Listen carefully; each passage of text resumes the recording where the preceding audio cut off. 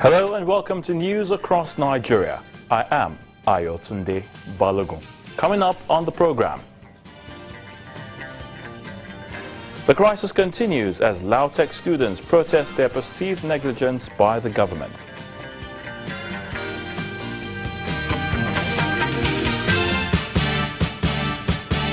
Kidnappers abduct 6 students from the Model College in the Igbonla area of Ekpe, Lagos.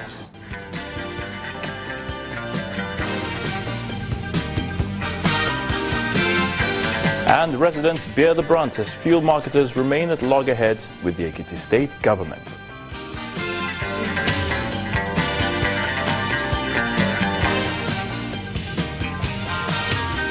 We're starting out from the National Assembly, and the Senate has passed the Petroleum Industry Governance Bill, the PIGB, the first part of the Petroleum Industry Bill, which the National Assembly failed to pass since the year 2008. Now, the Senate had broken the bill into parts to allow for easy passage. The other aspects of the original PIB are Host Community Entitlement and Protection Bill and the Petroleum Industry Fiscal Bill, which are now in the committee stages. Now, the PIGB, when signed into law, will allow for effective running of the petroleum sector. Oil, indeed, is the mainstay of Nigeria's economy, which has oftentimes been bedeviled by lack of proper structure and inadequate governance system. The PIB is expected to correct most of these anomalies. And to demonstrations where students of the LAUTECH University of Technology, black marketers have taken over the streets of ABDUCTION, the Ekiti state capital, following the unending impasse between the state government and petroleum marketers. The crisis began 2 weeks ago after the national body of the oil marketers ordered its members to stop selling to residents to compel government to withdraw a court case instituted against the association. Ekiti State Governor Ayodele Fayose has given the marketers 24 hours to start selling or face a revocation of their licenses. The caterpillar moves in, signaling the fulfillment of Governor Ayodele Fayose's threat to petrol stations across the state. The impasse began in January when a fire incident at a petrol station in Ekiti gutted property worth millions. Governor Fayose frowned at what he called negligence on the part of petrol stations. Afterwards, an ultimatum was issued to marketers to revamp their facilities or face the possibility of being shut down. We will not allow this kind of business to destroy the lives and property of our people. The extent to which they have gone, enough is enough. In defiance, the marketers stopped selling their products. This prompted the state government to issue another ultimatum, which was never heeded to. Now, the governor says there is no going back. We don't want the fuel. We don't want it. Don't bring it again. You cannot come and, because of the business you are doing, come and kill my people. Appearing to be waving a white flag is the Ekiti State Chapter of the Petroleum Marketers Association of Nigeria. The union secretary says its members are not out for war. We in Ekiti State, we are not the initiator of this strike. But people who feel that we are being cheated, we are being rough-handled, we are being attacked, our properties are being destroyed, our investments are being attacked, they are the people who see that these people will continue to suffer unless we call the present-day government to order.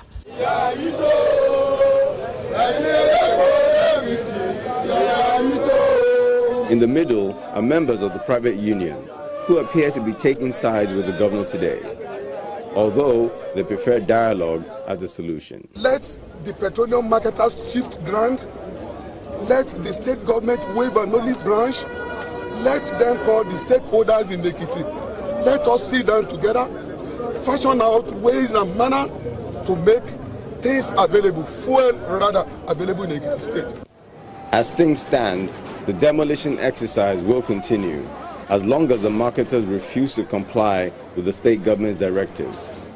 The residents are left to bear the brunt of the crisis as they are left without fuel to carry out their daily activities.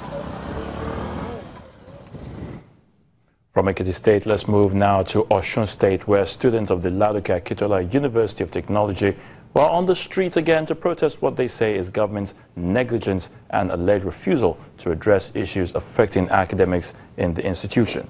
The students in their hundreds marched to the Osun State Secretariat requesting the two state governors running the institution to intervene before they take laws into their hands. These students ought to be in classes, but instead they are on the streets of Osogbo disrupting traffic. And even trying to stop moving trucks and other vehicles. The reason they are on the streets is that they want education to be free, and also for Osun and Oyo state governors to provide the funds that will make the institution run again. In fact, we would love to tell the public today that even this year, after our January 9 protest, we are fully aware that the governor still did not attend to LAUTECH issue. It has only been an Oyo and some people affair. Now the question is, if the governor is going to reprimand our future, all because he has an institution here that can run itself, he should come out to the public and tell us. Our problem now is not because LAUTECH is not there. We know LAUTECH is there, but don't turn LAUTECH to a common cow. A common cow eats anybody's food. We are entitled to the food of the government. Education is our right. Awolowo started this. They got free education. Why should they deprive us of our right of getting free education? There are other demands by the students. We want our school to be reopened and we want smooth sailing.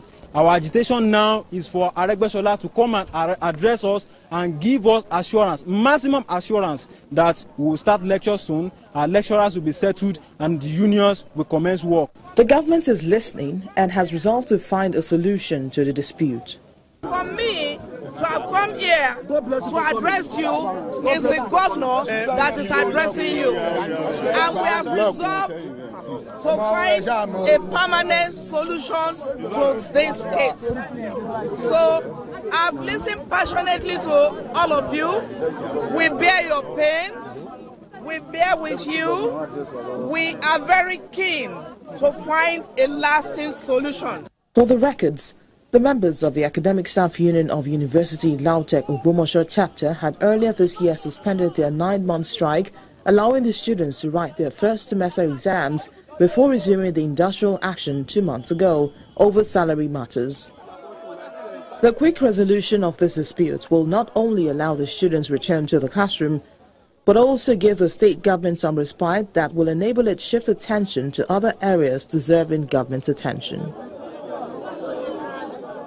Now, the anti-kidnapping unit of the Abia State Police Command has rescued a 3-month-old baby from baby traffickers and handed her over to her mother. Now, according to the Commissioner of Police, Oyebade Adele, the increase in the number of operational stop and search dedicated to ensure kidnapping is minimized has yielded the desired result. These are the faces of suspected human traffickers.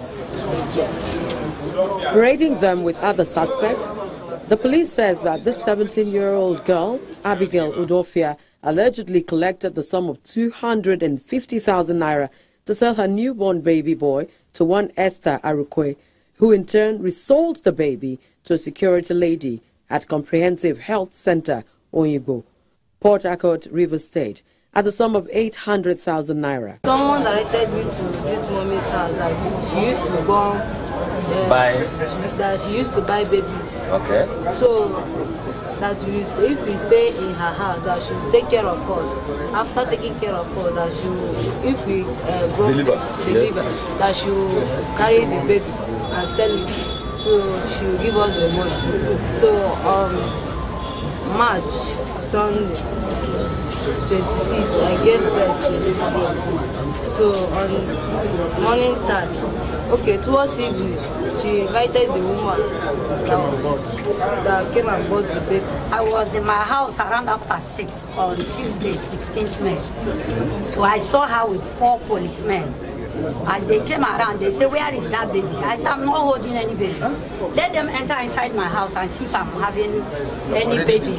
So police started beating me. That she said she sold the baby to me. She did not sell any baby to me. The suspect at Comprehensive Health Center Oyigbo ran out of luck as the police, through information, apprehended her and the baby. The Commissioner of Police in Abia State gives details of the arrest. red-handed, and the woman came here to write, to give us information. So stealing is going to be an aberration in this woman here, and even in the whole Abia state by God's grace. I've talked about this child trafficking and then selling of babies, crime against humanity. I can't believe it. There are indications that this trade may have been long existing, and several babies may have been sold in the process. And the police is promising to track down all those involved and perhaps rescue more babies.